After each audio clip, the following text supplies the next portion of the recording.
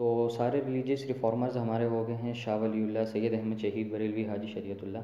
तो आज हमने जंप किया है सर सैयद अहमद ख़ान पर। तो सर सैयद अहमद ख़ान का जो टॉपिक है ये आपने डिवाइड करना है इंट्रोडक्शन पे सर सैयद अहमद ख़ान के, बिलीव्स पे, और साथ ही साथ जो सर्विसेज है सर सैयद अहमद ख़ान की, जिनमें आ जाती हैं educational services, improving relationship between Muslims and Britishers, and third service was his political services. ठीक है, इनमें आपने इसको डिवाइड करना है। तो इंट्रोडक्शन से हम स्टार्ट करते हैं। कुछ ये आपको बाद में फिर से दोबारा याद करा रहा हूँ कि मिनिमम आपने 4 पॉइंट्स याद करने हैं। कुछ टॉपिक्स ऐसे होते हैं जैसे कि खिलाफत मूवमेंट वगैरह हो गए, जिनके 4 से थोड़े जिनके कुछ ऐसे टॉपिक्स होते हैं कि उनमें 4 से सब टॉपिक्स हो गए जिनमें 4 से ज़्यादा आपने पॉइंट्स याद करने होते हैं। लेकिन मिनिमम आपको जो 4 पॉइंट्स हैं ना वो याद करने हैं। उनसे आपका 4 मार्क वाला क्वेश्चन भी आसानी से हो जाएगा, 7 मार्क वाला क्वेश्चन भी अगर उसके रिलेटेड आ जाए तो आसानी से हो जाएगा। और साथ ही साथ जो 14 मार्क क्वेश्चन है उसमें तो मतलब है कि जितनी आपने पढ़ी है ना पूरी, ये जितने भी सारे सब टॉपिक्स पढ़े ना उन सबको ही बताना होता है। और उन सारे सब टॉपिक्स में से 4 पॉइंट्स मेरे ख्याल से काफ़ी होंगे ना, इसीलिए मैं कह रहा हूँ कि जितने भी टॉपिक्स आप पढ़ रहे हैं उनमें से मिनिमम आप 4 पॉइंट्स कर लें। कुछ ऐसे टॉपिक्स हैं जिनमें से ज़्यादा करना होता है, वो मैं आपको साथ से बताता जाऊँगा। तो इंट्रोडक्शन से स्टार्ट करते हैं सर सैयद अहमद ख़ान के। Sir Syed Ahmad Khan took birth in a respectable family, okay, in Delhi in 1817। ठीक है, ये आपने फर्स्ट पॉइंट इंक्लूड कर लेना है। इसमें डिटेल्स आपने ज़्यादा नहीं देनी है इंट्रोडक्शन वाले क्वेश्चन में। ये mainly who was Syed Ahmad Khan, इस तरह का 4 मार्क वाला क्वेश्चन आता है, इसमें आपने ज़्यादा डिटेल्स नहीं देनी होती, बस आप पॉइंट्स लिखते जाने हैं, 4 पॉइंट्स। ठीक है, तो अभी करियर के बारे में बात करते हैं। Sir Syed Ahmad Khan was hired as a clerk by British government in 1838, okay, or and due to his hard work and loyalty towards loyalty with Britishers, he was promoted to the post of judge। ठीक है, कब हुआ था? 1846 में, 8 years later. ठीक है, 1838 और 1846 के बीच में 8 ईयर का गैप है। ठीक है, जज ये बन गया था 1846 में। और अगला पॉइंट है कि ही रोड असार अल सनदीद, ये एक बुक थी, मैं आपको बता दूं इसके बारे में, 1848, ठीक है, 1846 सॉरी, में इसने लिखी थी। और इस पॉइंट से हमें क्या पता चलता है? इस पॉइंट से हमें ये पता चलता है कि सर सैयद अहमद ख़ान साथ ही साथ एक पैशनेट ऑथर भी थे शाह वलीउल्लाह की तरह। जैसे उसने भी काफ़ी सारी बुक्स लिखी थी, अरेबिक में भी, पर्शियन में भी, मुस्लिम्स के कॉज के लिए। ठीक है, इसी तरह सर सैयद अहमद ख़ान भी एक पैशनेट ऑथर था, ये हमें इस तीसरे पॉइंट से पता चलता है और आगे भी हमें पता चलता जाएगा। ठीक है, इसमें जो हम इसकी सर्विसेज पढ़ेंगे ना सर सैयद अहमद ख़ान की, उसमें ये हमें पता चलेगा। तो ये जो बुक थी बेसिकली असार अल सनदीद, ये बेसिकली थी अबाउट मोन्यूमेंट्स ऑफ दिल्ली के बारे में। तो मोनूमेंट्स अभी होते क्या हैं? मोनूमेंट्स जैसे कि हिस्टोरिकल बिल्डिंग्स वगैरह नहीं होती हैं, जैसे बादशाही मॉस्क हो गया, ठीक है, इधर, और जैसे कि मीनार पाकिस्तान हो गया, ये सारी जो नहीं है ये मोन्यूमेंट्स हैं। तो इसी तरह ये जो दिल्ली में जो मोन्यूमेंट्स थे ना, हिस्टोरिकल बिल्डिंग्स, उनके बारे में असार अल सनदीद लिखी थी सर सैयद अहमद ख़ान ने। तो फोर्थ पॉइंट जो आप इंक्लूड कर सकते हैं वो ये है कि 1857 में चीफ जस्टिस के रैंक पर ये सर सैयद अहमद ख़ान प्रमोट हो गए थे। 1857 सबको पता ही होगा कि it is the year of outbreak of the war of independence, जिसे वो भी कहते हैं, उसे क्या कहते हैं, रिवॉल्ट कहते हैं। ठीक है, वॉर ऑफ इंडिपेंडेंस, रिवॉल्ट। तो उस वक्त sir Syed Ahmad Khan chief justice की पोस्ट पे था और बिजनौर में काम कर रहे थे ये लोग ब्रिटिश गवर्नमेंट के अंदर। ठीक है, तो उधर जैसी वॉर ऑफ इंडिपेंडेंस जो है ना शुरू हुई, तो क्या हुआ, सर सैयद अहमद ख़ान ने, जैसा कि मैंने आपको पहले ही बताया था, उस सर सैयद अहमद ख़ान को जितनी भी प्रमोशंस मिली हैं वो उनकी लॉयल्टी की वजह से मिली हैं। हालांकि बहुत कम मुसलमान थे, मुस्लिम्स थे, और जो जिनको जो है ना ये हाई रैंक, हाई पोस्ट्स मिलती थी ब्रिटिश गवर्नमेंट में, बहुत कम ऐसे मुस्लिम्स थे।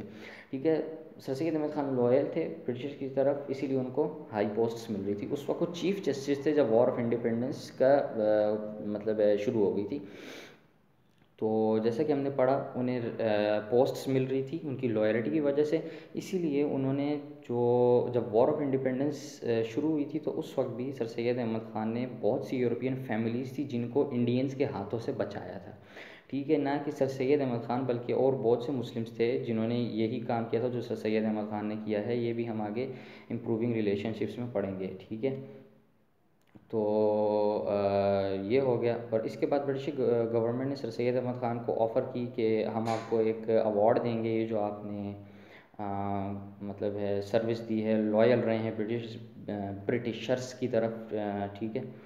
तो सर सैयद अहमद ख़ान ने बोला कि उन्होंने रिफ्यूज़ कर दिया, उन्होंने कोई अवार्ड उनको नहीं चाहिए था, ठीक है। तो फिफ्थ पॉइंट जो आप इंक्लूड कर सकते हैं वो ये है कि सर सैयद अहमद ख़ान इसी वजह से, अपनी लॉयल्टी की वजह से अनपॉपुलर हो गए बहुत सारे मुस्लिम्स के अमंग, ठीक है। मुस्लिम्स कहते थे ये लॉयल क्यों हो रहे हैं, ये ब्रिटिशर्स इधर आए हैं, बहुत सारे ऐसे कुछ मुसलमान कम थे लेकिन हिंदू ज़्यादा थे, लेकिन मुसलमान भी थे, इसलिए वो मुसलमान जिन्होंने अपने रिलीजन को छोड़ के क्रिश्चियनिटी में कन्वर्ट हो गए, तो मुस्लिम्स सोचते थे कि ये जो ब्रिटिशर्स इधर आए ना, ये अपना कल्चर इंडिया में जो है ना छोड़ने के लिए और इस्टेब्लिश करने के लिए आए हैं, तो ये क्यों उनकी तरफ लॉयल है भाई, इनको इनकी इस गवर्नमेंट को कंडेम करे, ये सर सैयद अहमद ख़ान इनको अपोज़ करे, ये इनसे लॉयल्टी कर रहा है, ये कोई बात होती है, मतलब ये उनका माइंडसेट था मुस्लिम्स का, इसीलिए वो अनपॉपुलर हो रहा था अपनी लॉयल्टी की वजह से मुस्लिम्स के बीच में, ठीक है। और जो आप इसमें पॉइंट्स इंक्लूड कर सकते हैं, अलीगढ़ मूवमेंट का पॉइंट है जिसमें MAO इंस्टीट्यूट, जो एजुकेशन इंस्टीट्यूट मुस्लिम्स के लिए इस्टेब्लिश हुआ था, MAO मोहम्मदन एंग्लो ओरिएंटल, ठीक है, एजुकेशनल इंस्टीट्यूट है, ये इस्टेब्लिश किया था सर सैयद अहमद ख़ान ने मुस्लिम्स के लिए। और साथ ही साथ जो 2 पॉइंट्स और आप इंक्लूड कर सकते हैं वो ये है कि सर सैयद अहमद ख़ान रिटायर हो गए थे 1876 में, और ये वो साल है 1875 में ना, मोहम्मदन एंग्लो ओरिएंटल जो है ना, ये एक स्कूल था, 1876 में ये कॉलेज में इसने प्रोग्रेस कर ली, और सर सैयद अहमद ख़ान की रिटायरमेंट वाला ये ईयर था, और उसी के बाद लेटर इन 1920 में यूनिवर्सिटी भी बन गई थी MAO, ठीक है। तो और आखिरी पॉइंट जो आप इंक्लूड कर सकते हैं वो ये है कि sir Syed Ahmad Khan died in 1898, ठीक है। यहाँ पर आपकी इंट्रोडक्शन ख़त्म हो गई है। पॉइंट्स ये काफ़ी सारे थे, इनमें से आपने 4 पॉइंट्स इंक्लूड करने हैं अगर आपको एग्ज़ाम्स में क्वेश्चन आ जाता है who was sir Syed Ahmad Khan का, ठीक है, क्योंकि एग्ज़ाम्स में टाइम नहीं होता है। वैसे आप अगर ज़्यादा पॉइंट्स में इंक्लूड करें ना, आपको मार्क आपको 4 ही मिलने हैं, अगर क्योंकि 4 हर मार्क जो है वो 1 पॉइंट के लिए मिल रहे हैं, लेकिन जो क्योंकि पेपर में टाइम कम होता है और इतना बेवकूफ़ मेरा ख्याल से नहीं है कोई कि अगर 4 मार्क में मतलब काम हो रहा है आपका तो आप ज़्यादा पॉइंट्स लिखो, इतना बेवकूफ़ कोई नहीं है, इसीलिए 4 पॉइंट्स आप इंट्रोडक्शन में से याद कर लें। हिज बिलीव्स में से भी 4 पॉइंट्स आपने ऐसे याद करने हैं जिनकी आपको एलेबोरेशन आती है, क्योंकि हिज बिलीव्स वाला क्वेश्चन है ना, ये 7 मार्क वाला जो क्वेश्चन है उसमें ज़्यादातर आ जाता है, और 7 मार्क वाले क्वेश्चन में आपको 3 पॉइंट्स दे के उनकी एलेबोरेशन करनी पड़ती है, लेकिन इस बिलीव्स में से भी आप 4 पॉइंट्स याद करेंगे, ठीक है, ताकि आप थोड़ी सेफ़ साइड में रहें, सेफ जोन में। तो हिज बिलीव्स में से स्टार्ट करते हैं। तो सर सैयद अहमद ख़ान जो है ना, मुस्लिम्स की पुअर कंडीशन पे बहुत ज़्यादा परेशान थे। क्यों? सबसे पहला डिक्लाइन ऑफ मुग़ल एम्पायर, इसकी वजह से, ठीक है। हमें पता है कि मुग़ल एम्पायर पहले वॉर ऑफ इंडिपेंडेंस से पहले फुल डिक्लाइन की स्टेट में था, मतलब है कि काफ़ी छोटा हो गया था, कह सकते हो कि 1-2 डिस्ट्रिक्ट्स पे बस इनकी हुक्मरानी चल रही थी, और वो भी ज़्यादातर ब्रिटिश इन्फ्लुएंस था उधर, ब्रिटिश की पॉलिसीज़ उधर ही चल रही थी, मुग़ल्स बस नाम के रूलर्स बने हुए थे, हालांकि रूल ब्रिटिश कर रहे थे, मुग़ल्स जो है ना बस सिर्फ बैठे हुए थे उधर, काम उनका कोई नहीं था। तो वॉर ऑफ इंडिपेंडेंस से पहले इस तरह था, वॉर ऑफ इंडिपेंडेंस के बाद ख़त्म होने के बाद 1858 में मुग़ल एम्पायर को ब्रिटिशर्स ने ऑफिशियली ख़त्म कर दिया था, बोला बस डैमेज हैज़ बीन डन, ख़त्म, ठीक है, ये हो गया था। इस वजह से सर सैयद अहमद ख़ान बहुत ज़्यादा परेशान थे। साथ ही साथ वॉर ऑफ इंडिपेंडेंस के बाद ना जो ब्लेम था सारा वो मुस्लिम्स के कंधों पर ला के छोड़ दिया था, ठीक है। जो ब्रिटिशर्स थे उन्होंने भी बोला कि मुस्लिम्स का फॉल्ट है, मुस्लिम्स ने स्टार्ट किया, मुस्लिम्स इस रिवॉल्ट के पीछे ज़िम्मेदार हैं, ठीक है। वो क्यों? क्योंकि जो बहादुर शाह ज़फ़र है ना, वो मुग़ल तो था और मुस्लिम भी था, ठीक है। तो ये जो वॉर ऑफ इंडिपेंडेंस है ना, उसको लीड कौन कर रहा था? बहादुर शाह ज़फ़र, ठीक है। तो ब्रिटिशर्स को जब मतलब उन्होंने फ़ाइट्स की थी ना इंडियंस के साथ, इंडियंस ब्रिक्स, स्वॉर्ड्स और बोतलों वगैरह को चाह के फेंक रहे थे, ठीक है, उनसे लड़ रहे थे, लेकिन जो ब्रिटिशर्स थे ज़ाहिर है वो गन्स वगैरह से लड़ रहे थे, पावरफुल और इकोनॉमिकली भी पॉलिटिकली भी सब कुछ, ठीक है।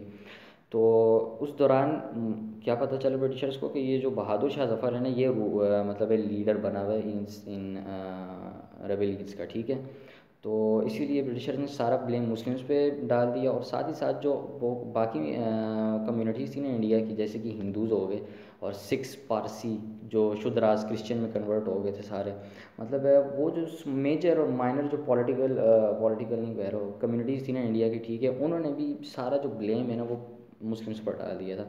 तो ब्रिटिशर्स ने बोला अभी तो इनको सज़ा मिलनी चाहिए। तो ये इस पे सर सैयद अहमद ख़ान बहुत ज़्यादा परेशान थे, और मुस्लिम्स पे सारा ब्लेम डाल दिया था। इसी वजह से मुस्लिम्स को ना कोई अच्छी जॉब्स मिलती थी, ना कोई अच्छे रैंक्स मिलते थे, सिवाय सर सैयद अहमद ख़ान और कुछ और जो लोग थे जिन्होंने वॉर ऑफ इंडिपेंडेंस में फैमिलीज़ बचाई थी और लॉयल थे ब्रिटिशर्स की तरफ, उनके अलावा, ठीक है। और साथ ही साथ बहुत टफ मेजर्स लिए गए थे, जैसे कि बहुत से मुस्लिम्स थे और बाकी कम्युनिटीज़ के भी जो रेबेलियंस थे उनको ब्रिटिशर्स ने कैनन्स जो नहीं होती हैं उनके सामने जो मतलब स्पेस होती है कैनन बॉल को बाहर उड़ाने के लिए, उसके सामने उनको बांध के पीछे से कैनन फायर कर दी और ज़िंदा उनको उड़ा दिया कैनन से। इतना मतलब है ख़तरनाक किस्म का और डरावना जो है ना उन्होंने ब्रिटिशर्स ने पनिशमेंट दी थी मुस्लिम्स सारी कम्युनिटीज़ इंडिया की को, ठीक है। तो सर सैयद अहमद ख़ान बहुत परेशान थे कि मुस्लिम्स को कहीं ना ऐसी पनिशमेंट्स मिल जाएँ, कुछ मुस्लिम्स को मिली भी थी, ठीक है। तो ये था दूसरा पॉइंट। और तीसरा ये कि मुस्लिम्स ख़ुद भी जो है ना अपने आप को ब्रिटिशर से दूर लेके जा रहे थे, इसीलिए सर सैयद अहमद ख़ान वरीड थे मुस्लिम्स की हालत पर। वो उनको मुस्लिमों को समझ रहे थे कि भाई ये कुछ नहीं है, ये एक बस टायरेंट इन्वेडर्स हैं, जैसे कि बाकी सारे कम्युनिटीज़ नहीं, नेशंस इंडिया में आए थे इंडिया को लूटने के पर्पज़ से, ठीक है, लूट के चले गए। इसी तरह ये भी लूटने ही आए हैं और इनका कोई काम नहीं है। जैसे कि अहमद शाह अब्दाली आया था बैटल ऑफ पानीपत, उसकी 5th अटैक था इंडिया पे। उससे पहले अहमद शाह अब्दाली ने किए थे 4 अटैक्स, ठीक है। तो और भी बहुत सी जो उसे क्या कहते हैं नेशंस आए थे इंडिया पे अटैक करने, वो सारे भी इसको लूटने के पर्पज़ से आए थे, सिवाय मुग़ल्स के। मुग़ल्स ने इसको अपना इंडिया को अपना परमानेंट सेटलमेंट बनाई थी, ठीक है। और अभी तक आप देख सकते हैं पाकिस्तान में भी और इंडिया में भी मुग़ल्स जो हैं ना वो हर जगह घूम ही रहे हैं, ठीक है। ऑल्दो वो मतलब बाय कैस्ट जो हैं असली मुग़ल नहीं हैं, यानी कि वो लोकल कन्वर्ट्स हैं जो कि पंजाबी वगैरह नहीं थे। जैसे कि राजपूत थे तो मुग़ल अटैक के बाद वो मुग़ल आर्मी में आके मुग़ल्स बन गए, मराठा थे मुग़ल अटैक के बाद आगे मुग़ल्स बन गए। हैं वो सारे पंजाबी, मतलब है कि राजपूत और मराठा कैस्ट से, लेकिन फिर भी उनको नाम मिल गया था टाइटल मुग़ल का मुग़ल आर्मी में आने के बाद, ठीक है। तो वो लोग अभी भी आपको मिल रहे होंगे इधर उधर घूमते हुए, जिससे पता चलता है कि परमानेंट सेटल बनाया था मुस्लिम्स ने इंडिया को अपना, ठीक है। तो ये मुस्लिम्स की सोच थी, जिस वजह से मुस्लिम्स जो हैं ब्रिटिशर्स को रिजेंट कर रहे थे, ब्रिटिशर से दूर होना चाह रहे थे। तो इस पे सर सैयद अहमद ख़ान बहुत वरीड थे कि भाई ऐसे ही चलता रहा ना तो कुछ नहीं होने वाला है, ना तुम्हारी सोशो इकोनॉमिकल कंडीशन इम्प्रूव होगी, ना पॉलिटिकल कंडीशन इम्प्रूव होंगी, ना तुम लोगों को कोई एक अलग नेशन की तरह से देखेगा। ऐसा फिर कुछ नहीं होने वाला है, तुम लोग के जो फेवर में ना कुछ नहीं होगा। तो सर सैयद अहमद ख़ान जो है ख़ुद भी बिलीव ये रखता था, कुछ बिलीव्स रखता था जो अभी हम अभी आपको बस बताने लगा हूँ। और साथ ही साथ मुस्लिम्स को भी सर सैयद अहमद ख़ान ने जो है ना बड़ी स्ट्रिक्टली बोला था कि भाई इन बिलीव्स को आपने फॉलो करना है, और ये जो मैं बता रहा हूँ ना इन पे ना बड़ी मजबूती से अमल करना है, ठीक है। तो पहला क्या था, सर सैयद अहमद चाहता था कि जो मुस्लिम्स हैं वो ब्रिटिशर्स के दोस्त बन के रहें, ठीक है। ये इनके लिए बहुत ज़्यादा इम्पोर्टेंट है, क्योंकि जो अभी नए रूलर्स हैं ना वो हैं भाई ब्रिटिशर्स इंडिया के, और ये इतने स्ट्रॉन्ग हैं इकोनॉमिकली भी पॉलिटिकली भी कि इंडियंस इन्हें बाहर फेंक नहीं सकते। दूसरी चीज़ ये है कि इंडियंस अगर यूनाइट हो जाए ना तो इन्हें बाहर फेंक सकते हैं। पॉपुलेशन कितनी थी इंडिया की, 200 कुछ मिलियन थी ना, 200 मिलियन कुछ थी पॉपुलेशन इंडिया की। वो अभी सोचो आप, पॉपुलेशन इंडिया की जो है पूरी वो यूनाइट हो जाए और मिल के इनके ख़िलाफ़ मतलब स्ट्रगल करे ब्रिटिशर्स को बाहर फेंकने की, ये तो भाई मेरा ख्याल से 1 महीने से ज़्यादा के मेहमान नहीं होंगे इंडिया के। लेकिन मसला क्या था, डिसयूनिटी थी इंडियंस के ख़िलाफ़। वॉर ऑफ इंडिपेंडेंस का जो फेलियर का रीज़न है वो भी यही था, ठीक है, डिसयूनिटी। तो ये मुस्लिम्स ने बोला कि यूनाइट आपने होना नहीं है, ब्रिटिशर्स को आप बाहर फेंक नहीं सकते हो, अपनी जो वो है उसे क्या कहते हैं, मतलब ब्रिटिशर्स के दोस्त तो बनो यार, अपनी थोड़ी कंडीशन तो इम्प्रूव करो इंडिया में। तो उन्होंने बोला कि मॉडर्न जो इनकी एजुकेशन है वो आप एक्वायर करो, ठीक है, ताकि आप हिंदूज़ को कम्पीट कर सको। क्योंकि हिंदू जो है ना, जैसी वॉर ऑफ इंडिपेंडेंस ओवर हुई थी, बल्कि उससे पहले की वॉर ऑफ इंडिपेंडेंस के बाद जो रेबल्स थे ना, जो मतलब ख़िलाफ़ थे ब्रिटिशर्स के, उन्होंने भी इनकी कल्चर और ये चीज़ें एक्वायर करनी शुरू कर दी। एजुकेशन वॉर ऑफ इंडिपेंडेंस से पहले भी हिंदू सबसे पहले जो है ना ब्रिटिशर्स की जो एजुकेशन है, उनका कल्चर को उन्होंने एक्वायर किया था, ठीक है। तो वो आहिस्ता आहिस्ता आगे बढ़ते जा रहे थे, उन्हें नॉलेज मिल रही थी, एजुकेशन मिल रही थी, सारी चीज़ें, ब्रिटिशर्स ने उनको जॉब्स देनी शुरू कर दी, उनकी फिर इकोनॉमिकल जो है कंडीशन वो इम्प्रूव हुई हिंदूज़ की। और साथ ही साथ वो जब ब्रिटिशर्स से अपने रिलेशंस अच्छे कर रहे थे, तो ज़ाहिर है पॉलिटिकल उनकी सिचुएशन अच्छी हुई, क्योंकि ब्रिटिशर्स ने तो जिसके साथ अच्छे ताल्लुकात हैं, ज़ाहिर है ये एक रियलिटी है बंदे की, जिसके साथ अच्छे ताल्लुकात होते हैं बंदा उसी को फेवर करता है, चाहे वो सच बोल रहा हो, झूठ बोल रहा हो, सही बात पे हो, गलत बात पे हो, ठीक है। तो यही सर सैयद अहमद ख़ान मुस्लिम्स को समझा रहे थे कि एक्वायर करो, कल्चर नहीं एक्वायर करो, बेशक कल्चर अपना रखो, कम से कम मॉडर्न एजुकेशन जो है ब्रिटिशर्स की उसको तो एक्वायर करो। हिंदूज से कम्पीट करना बहुत ज़रूरी है, क्योंकि हिस्ट्री में जो हिंदूज़ की ठुकाई लगाई है ना मुस्लिम्स ने, सेंचुरीज से हिंदूज़ की जो ठुकाई लगाई है ना, आज तक हिंदूज़ जो है ना भूले नहीं है। क्योंकि अगर हिंदूज़ फिर इधर इंडिया में ना पावरफुल हो गए ना ब्रिटिश की सपोर्ट की वजह से, तो भाई मुस्लिम्स आपका खाना ख़राब हो जाना है। फिर ये हम इंडियन नेशनल कांग्रेस रूल में आगे पढ़ेंगे भी, लेकिन ये फ़िलहाल बहुत इंपॉर्टेंट है, ठीक है। जो ठोकी थी, अभी भी आप मूवीज़ देख सकते होंगे, पद्मावती जो है वो अलाउद्दीन खिलजी पर है, ठीक है। जो उसने राजपूत को डिफीट किया था, उस पे उसके ख़िलाफ़ जो है ना, जो अलाउद्दीन खिलजी है, उसको अजीब सा पता नहीं क्या चीज़ दिखाया हुआ है उसमें मूवी में, हालांकि ऐसा वो नहीं था रियलिटी में।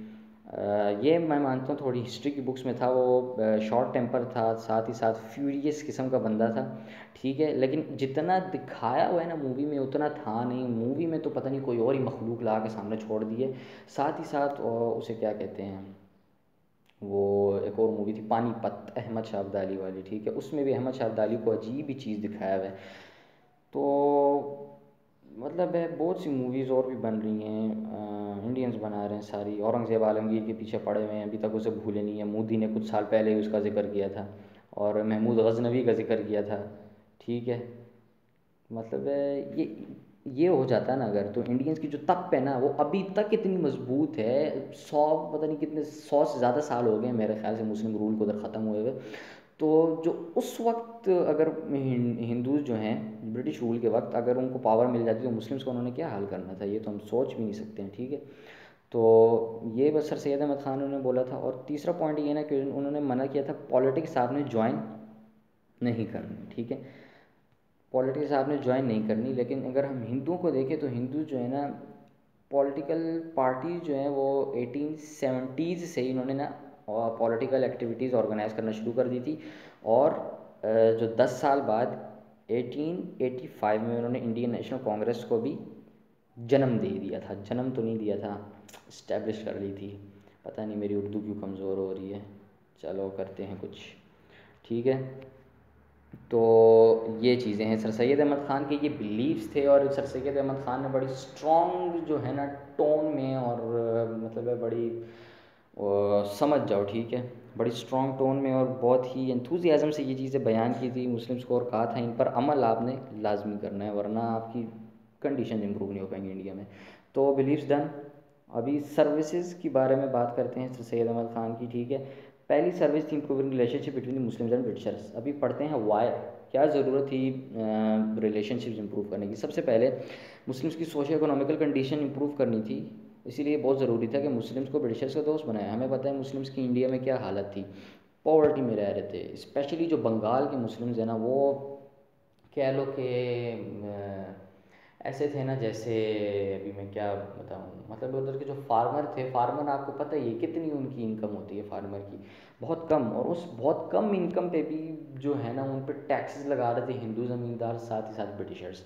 तो उनका क्या रहने का उनको कोई मतलब है, उसे क्या कहते हैं, तरीका ढंग संग कुछ था ही नहीं इन ब्रिटिशर्स और हिंदूज़ की वजह से। तो यही सर सैयद अहमद ख़ान ने इनको बताया कि भाई अपनी सोशो इकोनॉमिकल कंडीशन इंप्रूव करो, इससे पहले बहुत लेट हो जाए और हिंदूज़ आपसे ऊपर चले जाएँ, ठीक है। तो दूसरा पॉइंट क्या था, वॉर ऑफ इंडिपेंडेंस के बाद सारा ब्लेम मुस्लिम्स पे आ गया। ये मैंने बहुत अच्छा आपको एक्सप्लेन किया है, अगर आपने वीडियो बगैर स्किप किए देखी है, ठीक है, तो आपने इस पॉइंट पे भर भर के फिर आप मतलब डिटेल्स लिख सकते हैं, अगर वीडियो आपने बगैर स्किप किए हुए देखी है। और इसलिए ब्रिटिशर्स ने बोला इनको पनिश करना मतलब जस्टिफाइड है, ठीक है, कोई गलत बात नहीं है, इनको मैं पनिश, ब्रिटिशर्स ने बोला इनको हम पनिश कर सकते हैं, इनका फॉल्ट है, ठीक है। तो थर्ड पॉइंट जो आप डाल सकते हैं, लिख सकते हैं, वो ये है कि मुस्लिम्स भी जो थे ना वो अपने आप को ब्रिटिशर से दूर लेके जा रहे थे, ब्रिटिशर से नाराज़गी का इजहार कर रहे थे, रिजेंट कर रहे थे ब्रिटिशर्स को, ठीक है। उन्होंने ब्रिटिशर्स का कॉन्सेप्ट जो माइंडसेट बनाया हुआ था वो ये था कि ये बस टायरेंट रूलर्स हैं, इन्वेडर्स हैं, जो कि इंडिया में आए हैं इंडिया को लूटने के पर्पज़ से और इस्लाम को क्रिश्चियनिटी के साथ रिप्लेस करने से। और ये जो इस्लाम का नाम डाला है ना इधर, ठीक है, इससे समझ जाओ कि इससे हमें ये पता चलता है कि जो रिलीजियस रिफॉर्मर्स हमने पढ़े थे ना, शाह वलीउल्लाह, सैयद अहमद शहीद बरेलवी, हाजी शरीयतुल्लाह, इनके जो वर्क्स और एफर्ट्स थे ना, इन्होंने फ्रूट बियर किए थे लेटर, ठीक है। इधर हम देख सकते हैं, क्योंकि मुस्लिम्स का जो माइंडसेट बन गया था ना वो इस्लामिक किस्म का माइंडसेट बन गया था, और उन्होंने ये सोचना शुरू कर दिया था कि ये इस्लाम को इधर रिप्लेस करने आए हैं, ठीक है। साथ ही साथ पाकिस्तान मूवमेंट की जो आइडियोलॉजी है ना वो किस चीज़ पर है, यही है ना, तौहीद और रिसालत पर, इस्लामिक बेस है ना, मतलब है। कोई भी जो मुस्लिम कंट्री जो कि आज़ाद हुई है बाद में, वो ला इलाहा इल्लल्लाह पे नहीं आज़ाद हुई है, सिर्फ ये पाकिस्तानी ये मुल्क है ना जो ला इलाहा इल्लल्लाह की बुनियाद पर जो है, ठीक है, ला इलाहा इल्लल्लाह मुहम्मदुर रसूलुल्लाह, इस बुनियाद पर आज़ाद हुआ था। तो इससे हमें पता चलता है कि जो एफ़र्ट्स थी ना रिलीजियस रिफॉर्मर्स की, उन्होंने फल उगाए थे अच्छे वाले, ठीक है, मीठे, ये है। तो मुस्लिम्स यही सोचते थे कि क्रिश्चियनिटी को रिप्लेस करने आए हैं और जो वेस्टर्न कल्चर है वो अपना इंडिया में इधर इस्टेब्लिश करने आए हैं, इसलिए रिजेक्ट करो क्रिश्चियनिटी को भी, वेस्टर्न कल्चर को भी, वेस्टर्न इनके एजुकेशन को भी, सब कुछ दफ़ा करो, इनके जो है ना खिलाफ हॉस्टाइल रहो, ठीक है, और इनसे किसी किस्म का भी कोऑपरेट नहीं करना है आपने। तो ये सर सैयद अहमद ख़ान ने बोला कि भाई ये हरकतें आपने नहीं करनी है, उनके दोस्त बन के रहना है, वरना जो आपका हाल होना है उससे फिर आपको किसी ने नहीं बचाना है, ठीक है। तो अभी एफ़र्ट जो थी सर सैयद अहमद ख़ान की रिलेशन इंप्रूव करने के लिए, उसमें सर सैयद अहमद ख़ान ने जो है मुस्लिम्स को भी कन्विंस किया था और ब्रिटिशर्स को भी कन्विंस किया था कि भाई थोड़े आप जो है ना मोहब्बत की डोरे बांधो एक दूसरे के बीच में, ठीक है, क्योंकि ये ब्रिटिशर्स के लिए भी अच्छा होगा और मुस्लिम्स के लिए। फ़िलहाल तो सर सैयद अहमद ख़ान ने जो ये एफ़र्ट्स दी थी वो मुस्लिम्स की कंडीशन इंप्रूव करने के लिए की थी, लेकिन ब्रिटिशर्स के लिए भी ये अच्छी बात ही थी, क्योंकि ब्रिटिशर्स का जो कंट्रोल है इंडिया पे ना वो अच्छा हो जाना था, मुस्लिम सपोर्ट भी उनको मिल जानी थी, ठीक है। तो convince Britishers by number one sorry, लिखते जाओ, बस लिखते जाओ अपने आर्टिकल्स, बुक वगैरह है ना, पम्फलेट्स, इनसे सर सैयद अहमद ख़ान ने ब्रिटिशर्स को कन्विंस किया था। मैंने जैसे कि आपको बताया भी था आसार सनदीद के पॉइंट से कि ये एक पैशनेट ऑथर भी थे, ठीक है। तो इन्होंने सबसे पहले लिखा था लॉयल मोहम्मदन्स ऑफ इंडिया, ठीक है, ये इनकी राइटिंग थी, जिसमें इन्होंने मुस्लिम्स की उनकी जो है ना उसे क्या कहते हैं, लॉयलिटी को डिफेंड किया था। इसी इसी बुक में सर सैयद अहमद ख़ान ने बताया था कि जब मैं चीफ जस्टिस था, चीफ जज था, सॉरी चीफ जस्टिस बोल रहा हूँ, चीफ जज था 1857 में, वो जब वॉर ऑफ इंडिपेंडेंस का शुरू हुई थी और बिजनौर में काम कर रहा था, मैं ही था जिसने लाइफ्स बचाई थी यूरोपियन फैमिलीज़ की, और मैं एक मुस्लिम हूँ, ना कि मैं बल्कि और भी जो लोग हैं मुस्लिम जिनको आपने हाई पोस्ट दी हुई हैं, ऑल्दो बहुत लेस हैं नंबर में, लेकिन आपने हाई पोस्ट उनको दी हुई हैं, वो सारे भी लॉयल थे और उन सब ने भी बहुत सी यूरोपियन फैमिलीज़ को इंडियंस के हाथों से बचाया था। इस चीज़ में ये चीज़ें लिख के इन्होंने मुस्लिम्स की लॉयलिटी को डिफेंड किया था। और साथ ही साथ इन्होंने लिखे थे ऐसे कॉजेज़ ऑफ इंडियन रिवॉल्ट पे, ठीक है, कि उन्होंने बोला था इंडियन रिवॉल्ट ऐसे ही नहीं शुरू हुआ है, इंडियन लोग नफसियाती नहीं है, मुस्लिम्स पागल नहीं है, या हिंदूज़ कोई मतलब शॉर्ट सर्किट नहीं हुआ है उनका, कोई वजह है, उसी वजह से वॉर ऑफ इंडिपेंडेंस जो है ना स्टार्ट हुई है, इन्होंने रिवॉल्ट किया है आप ब्रिटिशर्स के ख़िलाफ़। तो इस सर सैयद अहमद ख़ान ने क्या बताया इसमें, सबसे पहले सर सैयद अहमद ख़ान ने बताया कि आपने इनसफिशेंट इंडियन शेयर दिए थे इंडियंस को गवर्नमेंट में, बहुत कम इंडियंस काम कर रहे थे, और इंडिया में इंडस्ट्रीज़ खोल के इंडिया का सारा चीज़ें रिसोर्स एक्सप्लॉयट करके उधर ब्रिटिश के जो अनएम्प्लॉयड लोग बैठे हुए हैं वो आपने इधर इंडिया में ला के ना उनको फैक्ट्रीज़ वगैरह में, इंडस्ट्रीज़ वगैरह में छोड़ दिया है। अभी ये कोई तुक बनती है? इंडिया में इस्टेब्लिश किए हैं, इंडियंस को रखो, इंडियंस को आप अनएम्प्लॉयड रख रहे हो, और जो अनएम्प्लॉयड उधर बैठे हुए हैं ब्रिटिश में, उनको आप उठा के इधर इंडिया में ला रहे हो, उनको मतलब जॉब्स दे रहे हो। ये कोई तुक तो नहीं बनती है ना, मतलब ये इंसफिशेंट शेयर दिया है। और मतलब और भी कुछ चीज़ें थी, जैसे कि जो कन्वर्जन्स हुई थी इंडियंस के बीच में, जैसे कि शूद्रा कैस्ट है हिंदू की, ये लोएस्ट कैस्ट है हिंदू की, ठीक है, ये मेनली स्लेव्स होते थे। तो इनने फिर जो है ना अपने रिलीजन चेंज किया, इस पे हिंदूज़ बहुत जो बड़ी कैस्ट है ना हिंदूज़ की, उन्होंने बोला हमारे तो नौकर अभी चले गए, हमारी बात मानने वाला कोई रहा ही नहीं, ये ब्रिटिशर्स के बच्चों ऐसी की तैसी तुम लोगों की। साथ ही साथ जो है ना मुस्लिम्स को भी फोर्सिबली कन्वर्ट किया था इन लोगों ने। तो इस बात पे सर सैयद अहमद ख़ान ने बोला ये चीज़ें भाई, जिसकी वजह से जो है क्या नाम है अपोजिशन आई है आपकी तरफ, और रिवॉल्ट जो है ना रिवॉल्ट ने जन्म लिया है, ठीक है। तो इस तरह अपनी राइटिंग से the loyal Mohammedans of India और essays on causes of Indian revolt, ठीक है, इन दो भी जो इन्होंने चीज़ें राइटिंग्स थी ना इनकी, इस वजह से इनकी मदद से सर सैयद अहमद ख़ान ने ब्रिटिशर्स का जो है ना माइंड मुस्लिम्स की तरफ थोड़ा मतलब स्मूथ कर दिया, और मुस्लिम्स की थोड़ी डिफेंड किया मुस्लिम्स को, ठीक है। तो मुस्लिम्स को इन्होंने कैसे जो है वो किया, उसे क्या कहते हैं, कन्विंस के ब्रिटिशर्स के बाद साथ अच्छे रिलेशन बनाओ। सबसे पहले तो हमें पता है कि बहुत सारे मुस्लिम, हमने पढ़ा भी था कि इंडियंस जो हैं, ब्रिटिशर्स जो है ना मुस्लिम्स, उनको रिजेंट कर रहे थे। उनका जो माइंडसेट था ना वो यही था कि इस्लाम को रिमूव करने आए हैं और कल्चर इधर अपना छोड़ने आए हैं, ठीक है। तो सर सैयद अहमद ख़ान ने बोला कि जो मैं आपको बता रहा हूँ उसे करो, वो इसीलिए क्योंकि मैं एक सीनियर मुस्लिम हूँ। और इस बात को प्रूव करने के लिए सर सैयद अहमद ख़ान ने, एक ब्रिटिशर था सर विलियम म्यूर, ठीक है, उसकी बुक जो है ना, उसने एक बुक लिखी थी होली प्रॉफिट सल्लल्लाहु अलैहि वसल्लम के बारे में। उस बुक का नाम था द लाइफ ऑफ मोहम्मद, ठीक है, सल्लल्लाहु अलैहि वसल्लम, ठीक है। तो उस बुक में कुछ मिस्टेक्स इस बंदे ने की थी, तो सर सैयद अहमद ख़ान ने उन मिस्टेक्स को हाईलाइट करके उनको करेक्ट किया था। इस चीज़ की वजह से जो बाकी मुस्लिम से उनके सामने ये प्रूव होगा कि सर सैयद अहमद ख़ान एक सीनियर मुस्लिम है, ठीक है। तो इस वजह से जो है ना सर सैयद अहमद ख़ान ने अपनी जो है ना मुस्लिम्स को कन्विंस करने में थोड़ी आसानी पाई। साथ ही साथ सर सैयद अहमद ख़ान जो है ना, उन्होंने सिमिलैरिटीज़ निकाली क्रिश्चियनिटी के बीच में और इस्लाम के बीच में, ठीक है। उन्होंने कोशिश की इन दोनों को किसी तरह, ब्रिटिशर्स को मुस्लिम को किसी तरह दोस्त बनाया जाए, ठीक है, इनके रिलेशन इंप्रूव किए जाएँ। और इन्होंने एक कमेंट्री भी लिखी थी बाइबल पे, तबयीन अल कलाम, ठीक है, जिसमें इन्होंने वो सिमिलैरिटीज़ जो है ना क्रिश्चियनिटी के बीच में और इस्लाम के बीच में बताई थी। और ये बताया था मुस्लिम्स को, ये प्रूव किया था मुस्लिम्स को कि क्रिश्चियंस के साथ बैठ कर खाना खाना, डाइनिंग करना अन इस्लामिक नहीं है। बहुत सी चीज़ें हैं जो कि क्रिश्चियंस में और मुस्लिम्स में कॉमन हैं, ठीक है। और साथ ही साथ सर सैयद अहमद ख़ान ने ब्रिटिश इंडियन एसोसिएशन भी जो है ना इस्टेब्लिश की थी, एंग्लो मुस्लिम रिलेशंस है ना उनको इम्प्रूव करने के लिए, ठीक है। एंग्लो एंग्लो बेसिकली डिस्क्राइब करते हैं ब्रिटिशर्स को, मुस्लिम आप सबको ही पता है, ठीक है।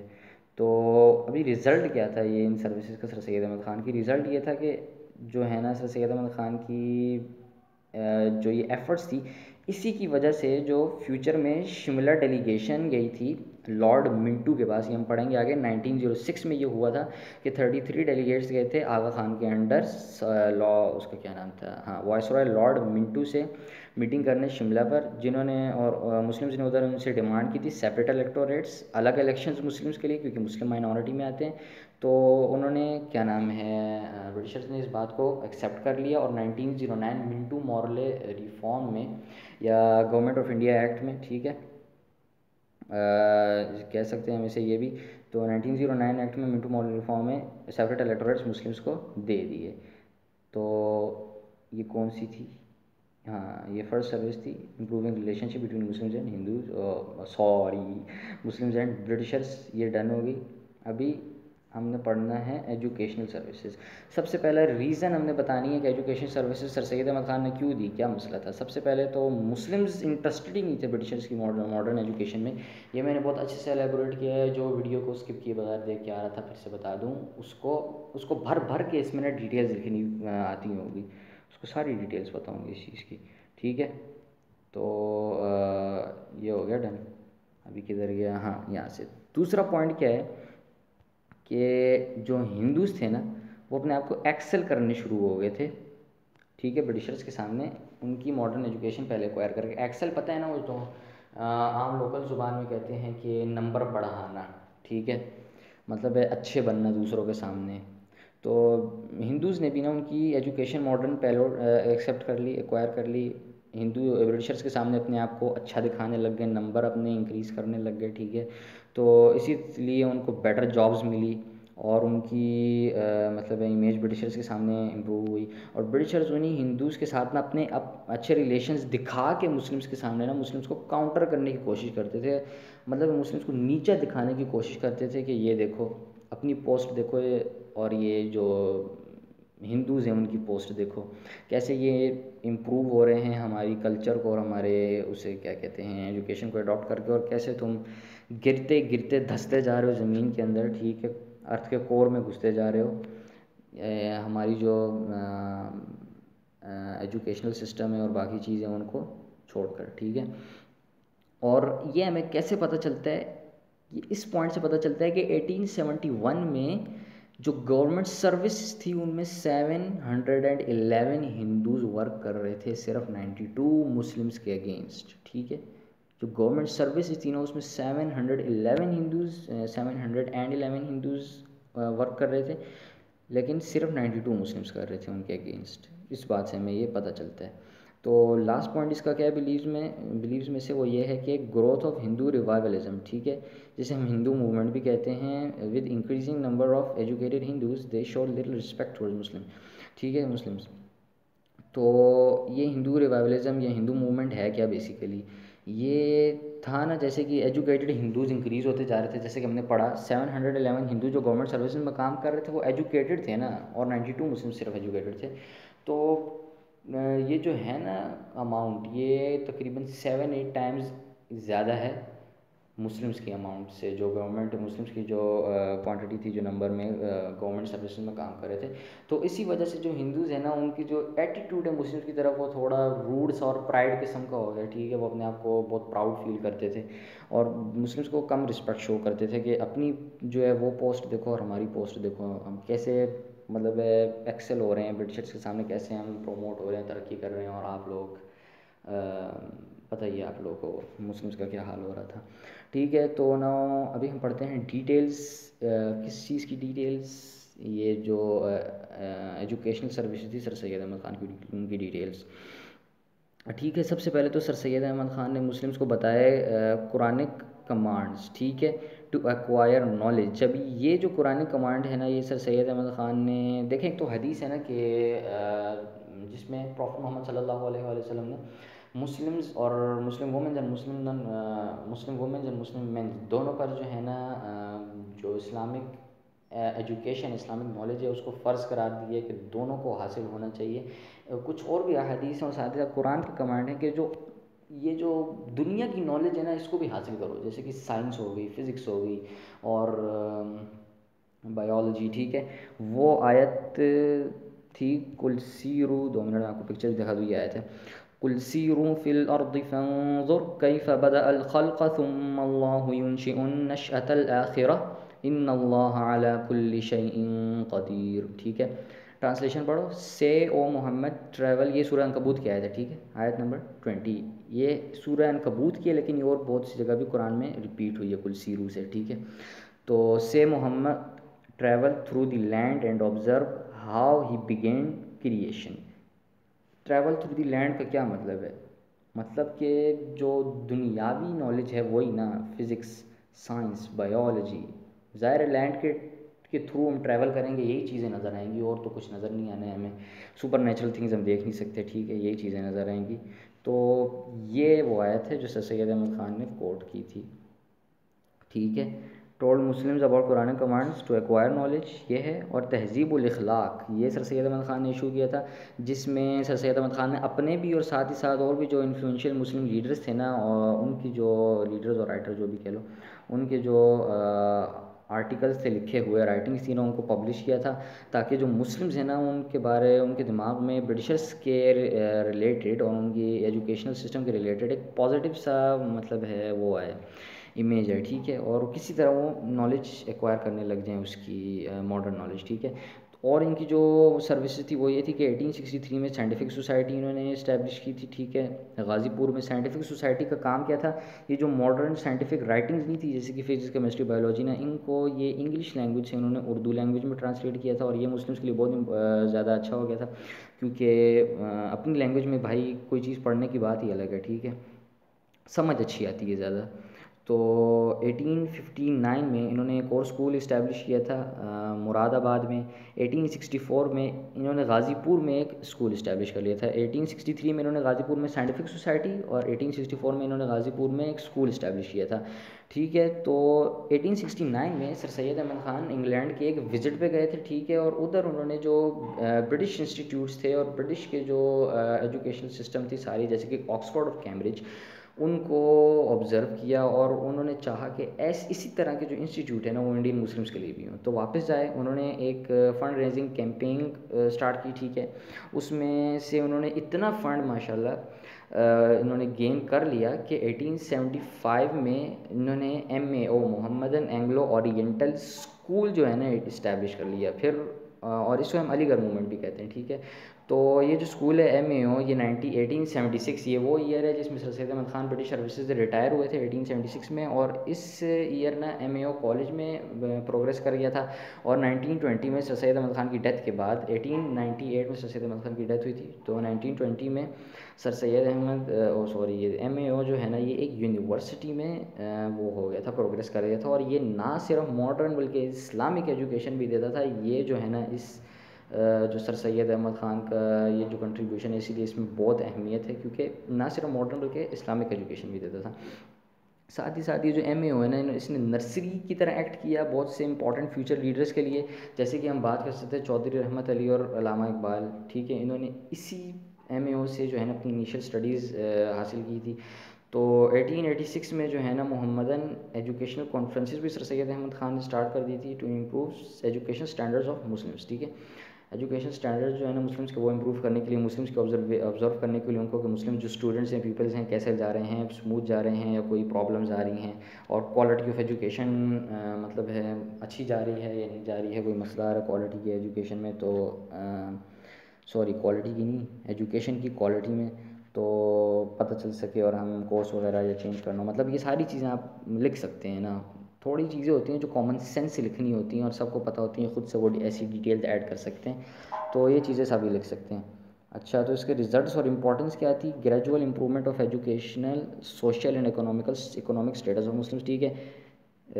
एजुकेशन उनकी इम्प्रूव हुई, तो सोशल जो उनके ब्रिटिशर्स खुश हुए कि भाई हमारी उन्होंने वेस्टर्न एजुकेशन एक्वायर की, ब्रिटिशर्स खुश हुए तो दोनों के जो रिलेशंस हैं वो अच्छे हुए, दोनों के रिलेशंस अच्छे हुए, तो ब्रिटिशर्स ने उनको जॉब्स दी। जब ब्रिटिशर्स ने उनको जॉब्स दी और गवर्नमेंट पोस्ट्स दिए, तो उनकी जो इकोनॉमिक स्टेटस है, इकोनॉमिक यानी कि हाँ जॉब्स वगैरह से जो इनकम उनकी आती है, तो इनका इकोनॉमिकल स्टेटस भी अच्छा हुआ, ठीक है।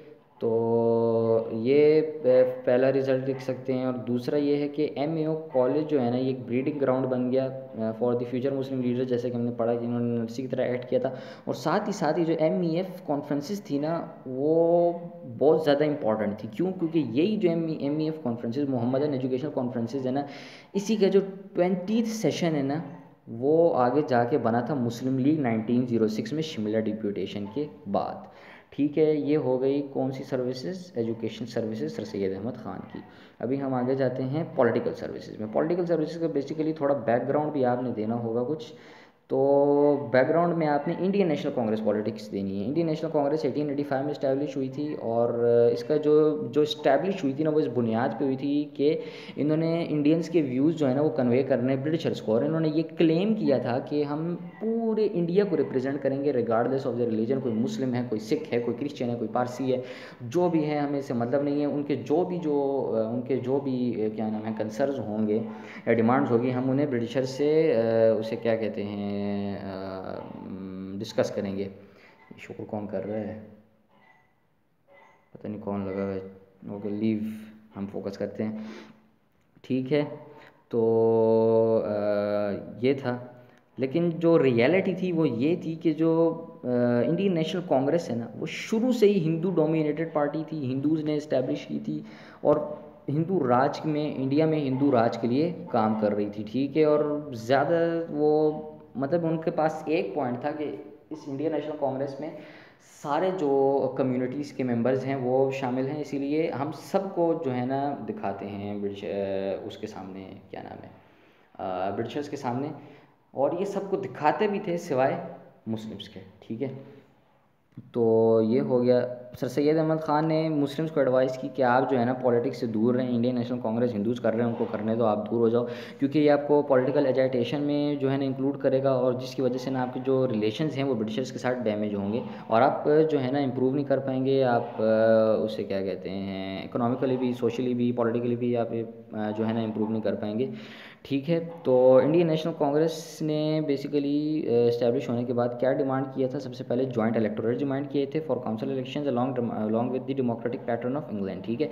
पहला तो ये कि डेमोक्रेटिक उन्होंने पैटर्न मंगवाया था, जिसका मतलब है कि पॉलिटिकल पार्टीज़ होनी चाहिए। पॉलिटिकल पार्टीज़ अभी मुस्लिम्स के पास ना ही थी, और अगर होती भी तो इतनी ज़्यादा वो ना होती, उसे क्या कहते हैं, ऑर्गेनाइज्ड ना होती जितनी कि इंडियन नेशनल कांग्रेस के पास थी, ठीक है। वो तो कब से 1970 से उन्होंने पॉलिटिकल एक्टिविटी स्टार्ट की हुई थी, ठीक है। तो साथ ही साथ अगर जो है ना, इसने जॉइंट इलेक्टोरेट्स मांगे थे इंडियन नेशनल कांग्रेस ने, जिसका मतलब है कि Hindus majority, of course Hindus ही जीतेंगे, इसीलिए सर सैयद अहमद ख़ान ने बोला नहीं, अगर जो है ना पॉलिटिकल ये डेमोक्रेसी इंडिया में नहीं लाओ, क्योंकि मुस्लिम्स जो है ना उनकी ना कोई पार्टी है ना कुछ है, वो अच्छा परफॉर्म नहीं कर पाएंगे, ज़ाहिर है सारे इलेक्शन हारेंगे ही। और साथ ही साथ जो इंडियन नेशनल कांग्रेस है उन्होंने जॉइंट इलेक्टोरल्स जो है ना, ये जो इनकी डिमांड है ना, इस पे आपने जो है लिख देना है बड़ा बड़ा सा एब्सोल्युटली नॉट, इमरान खान वाला, ठीक है, कि ये तो हो ही नहीं सकता भाई। अभी जॉइंट इलेक्टोरेट्स में ऑफ कोर्स कौन जीतेगा, हिंदूज ही जीतेंगे, और कोई कम्युनिटी तो इंडिया की जीत ही नहीं सकती इलेक्शंस, क्योंकि वो माइनॉरिटी में बाकी सारे, ठीक है। और दूसरी बी, सेकंड थिंग जो है ना, बी से आपको नज़र आ रही होगी, ठीक है। तो जो इन्होंने इंडियन नेशनल कांग्रेस ने डिमांड की थी वो ये है कि competitive examination for civil services in India, ठीक है। इसका क्या मतलब है कि सिविल सर्विसेज के लिए जो एग्जामिनेशन नहीं होती है, जैसे कि आप गवर्नमेंट की कोई जॉब देने जाते हो, या आजकल प्राइवेट में भी चल रहा है कि जॉब्स वगैरह को देने जाते हैं, आपसे वो इंटरव्यू लेते हैं, ठीक है। बेसिक चीज़ें पूछ लेंगे, ज़्यादातर पाक स्टडीज़ में से ही आती हैं, जो इंटरव्यूज़ हैं आपके, ठीक है। पाकिस्तान के एरिया पूछ लिया जाता है, और मतलब इसी तरह के क्वेश्चन पूछ लिए जाते हैं। तो इसी तरह इनकी भी जो होते थे, उन्हें क्या कहते हैं, एग्जामिनेशंस होती थी। तो ये जो इंडियन नेशनल कांग्रेस है इन्होंने डिमांड की थी कि कॉम्पिटिटिव हो, ठीक है, यानी कि पेपर एक ही हो सारी कम्युनिटीज़ के लिए।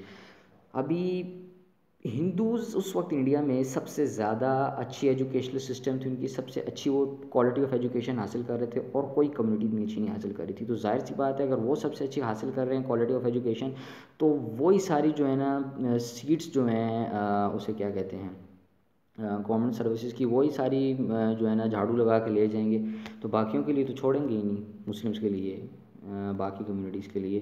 तो ये भी सर सैयद अहमद ख़ान ने इसीलिए अपोज़ किया था। सर सैयद अहमद ख़ान ने इनसे डिमांड की थी कि अगर आप हमें जो है ना, जैसे कि इंडियंस की जो उसे क्या कहते हैं, इंडियंस की जो क्वालिटी ऑफ एजुकेशन है ना, वही उसी क्वालिटी की एजुकेशन अगर आप हमें भी प्रोवाइड करें, मुस्लिम्स को भी, तो तब शायद ये आइडिया काम कर जाए, फिर हम इस आइडिया के लिए जो है ना इस आइडिया को इम्प्लीमेंट कर सकते हैं।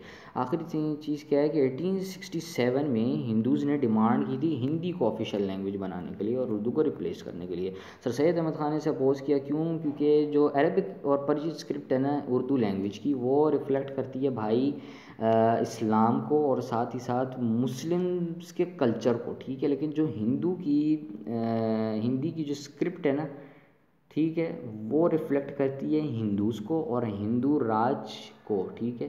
फ्यूचर में हिंदू के राज को इंडिया पे इसको वो करती है, रिप्रेजेंट करती है। इसीलिए सर सैयद अहमद ख़ान ने बोला कि भाई अगर ये हिंदी अभी ऑफिशियल लैंग्वेज बन गई ना इंडिया की, तो बस फिर हम कुछ नहीं हो सकता हमारा, क्योंकि हिंदी लैंग्वेज अगर ऑफिशियल बन गई, इसका मतलब ये है कि हिंदू राज है इंडिया पे, हिंदू राज है इंडिया पे, तो बाद में हमारे लिए कॉन्सिक्वेंसेस होंगे। तो यही चीज़ें हैं, ठीक है। ये जो आप 3 कंट्रोवर्सीज़ देख रहे हैं ना, ये कंट्रोवर्सीज़ सारी जो थी, ये थी मुस्लिम्स के ख़िलाफ़। और ये जो 3 चीज़ें हैं ना, इंडियन नेशनल कांग्रेस की 3 डिमांड्स हैं ना, टू नेशन थ्योरी क्वेश्चन आ जाता है, what was the two nation theory. तो टू नेशन थ्योरी के क्वेश्चंस में ये जो ए बी और सी है ना, ये 7 मार्क का क्वेश्चन आता है, ठीक है। ए बी सी ये आपने 3 पॉइंट से अच्छे से आपने एलेबोरेट इनको करना है, आपकी टू नेशन थ्योरी वाला क्वेश्चन हो जाएगा। तो ये जो 3 चीज़ें हैं ना, इन्हीं की बना पर सर सैयद अहमद ख़ान ने अपनी टू नेशन थ्योरी दी और अपने ख़यालात का इजहार किया कि जो उसे क्या कहते हैं, मुस्लिम्स हैं और हिंदूज़ हैं, ये कभी यूनाइट नहीं रह सकते, ये तो सेपरेट नेशंस हैं, सेपरेट कम्युनिटीज़ हैं, इनके बीच में यूनिटी बहुत इम्पॉसिबल है, ठीक है। किसी और कम्युनिटी की आपस में दोस्ती बन जाएगी, हिंदूज़ क्रिश्चियंस के साथ बना लेंगे, या हिंदूज़ जो है ना सिख्स के साथ बना लेंगे, या मुस्लिम्स जो है ना वो ब्रिटिशर्स के साथ बना लेंगे, लेकिन ये हिंदूज़ और मुस्लिम्स हैं ना, इन दोनों की आपस में बड़ी मुश्किलों से ही बनेगी और इम्पॉसिबल है ये चीज़। और हम एंड जो है ना उसको क्या नाम है, इंडिपेंडेंस, पाकिस्तान और इंडिया की इंडिपेंडेंस तक हम देखते आ रहे थे कि इनकी यूनिटी हो रही थी, फिर ब्रेक हो रही थी, हो रही थी, फिर ब्रेक हो रही थी, ठीक है। तो खिलाफत मूवमेंट भी यूए में भी यूनाइट हुए, लेकिन ब्रेक हो गई। इसी तरह मतलब यही बताना चाह रहे थे सर सैयद अहमद ख़ान कि यूनिटी इनकी कभी नहीं हो सकती है, ठीक है। तो इसकी इंपॉर्टेंस और रिज़ल्ट क्या थी कि सर सैयद अहमद ख़ान फाउंडर बन गए टू नेशन थ्योरी के। उन्होंने प्रेडिक्शन की कि जो है ना फ्यूचर में हिंदूज़ और मुस्लिम्स जो है ना वो सेपरेट हो जाएंगे, इनकी 2 अलग से कंट्रीज़ बन जाएंगी, ठीक है।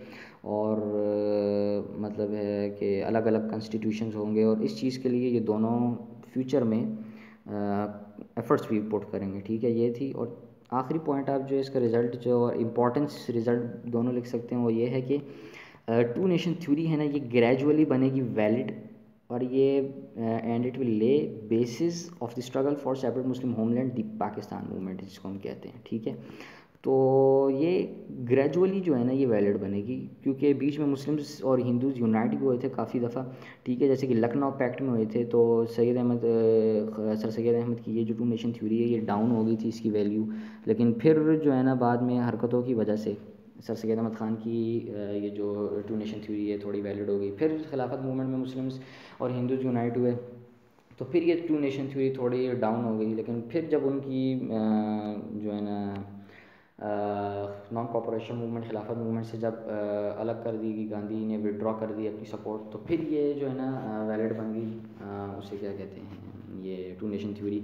और एंड में इंडियन नेशनल कांग्रेस टायरेनिकल रूल और उनके जो गवर्नमेंट आई थी ना 1937 में से, उसके बाद जो है ना ये कम्प्लीटली 100% वैलिड हो गई थी, ठीक है, ये टू नेशन थ्योरी। तो ये है भाई इम्पोर्टेंस टू नेशन थ्योरी की। और मेरे ख़्याल से हो गया बाकी काम ना, हाँ डन, ठीक है। ये वही आयत है, ये बता दी थी आपको मैंने। तो टॉपिक आज का कंप्लीट हो गया हमारा। अगर वीडियो हेल्पफुल हुई, अच्छी डिटेल्स मिली, तो लाइक शेयर एंड सब्सक्राइब कर दीजिएगा प्लीज़। और कमेंट सेक्शन जो है ना उसमें कोई भी मैंने अगर कोई बात आपको अच्छी ना लगी हो, या कोई टीचिंग मेथोडोलॉजी आपको अच्छी ना लगी हो, ठीक है, और कुछ भी कह लो, ठीक है, तो वो आपने कमेंट सेक्शन जो है ना उसमें आपने बता देनी है। तो फाइन एंड अल्लाह हाफिज़ until the uploading of next video.